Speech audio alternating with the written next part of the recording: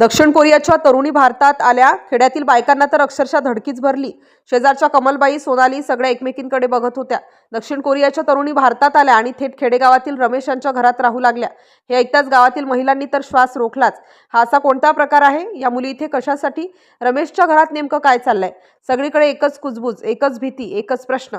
या परदेशी तरुणी आणि रमेश यांच्यामध्ये नेमका काय संबंध?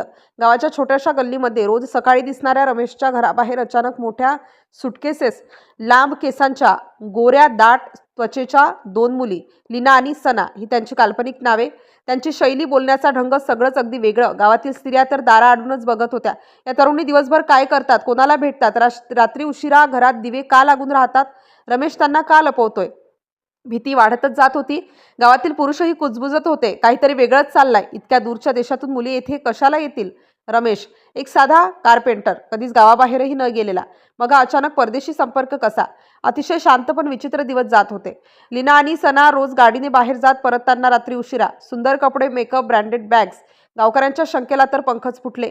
बापरे, काहीतरी धोकादायक काम करतायत बहुतेक. एवढ्यात एके दिवशी रात्री गावाच्या मुख्य चौकात पोलीस जीप येऊन थांबली. हे पाहताच गावात एकच खळबळ. पोलीस सरळ रमेशच्या घराकडे गेले. गावकरी लांबून बघत होते. बायकांनी तर दारेच लावून घेतली.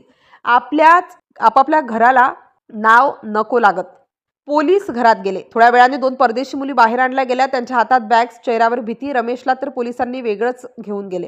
गावात गोंधळ. हे काय झालं? या तरुणी गुन्हेगार आहेत का? कशाला आला होत्या इथे? रमेश काय लपवत होता? लोकांच्या अंदाजांना तर उधाण आलं. कोणी म्हणत होतं ड्रग्ज, कोणी म्हणत होतं हनी ट्रॅप, कोणी म्हणत होतं गावात बेकायदेशीर काहीतरी सुरू होतं. पण सत्य अजूनही कोणीच जाणत नव्हतं. 2 दिवसांनी गावातील चौकात पोलीस अधिकृत माहिती देत उभे होते. सगळा गाव शांत. लोक कान टवकारून उभे. आणि मग पोलीस अधिकाऱ्यांनी सांगितलं, ह्या 2 तरुणी दक्षिण कोरिया आणि थायलंड येथील आहेत. गुडगावमध्ये चालणाऱ्या एका छोट्या स्पा सेक्स रॅकेटचा पर्दाफाश झाला. तेथे 6 महिलांना अटक झाली. त्यातील 2 मुली पळून महाराष्ट्रात आल्या आणि रमेशकडे आसरा मागत लपल्या. गावाची नजर खाली. रमेशने मुलींना काय होतं हे न कळत मदत म्हणून घरात थांबू दिलं होतं. त्याला कल्पनाच नव्हती की त्या देशभरात शोधात आहेत. महिलांनी जी भीती, शंका, अफवा बांधल्या होत्या त्या सगळ्या आता थांबल्या. गावात पुन्हा शांतता. पण एक प्रश्न कायमच राहिला. अशा मुली एवढ्या दूरच्या देशातून भारतात येऊन गावागावापर्यंत कशा पोहोचतात? आणि याचीच खरी गोष्ट शेवटी समजली.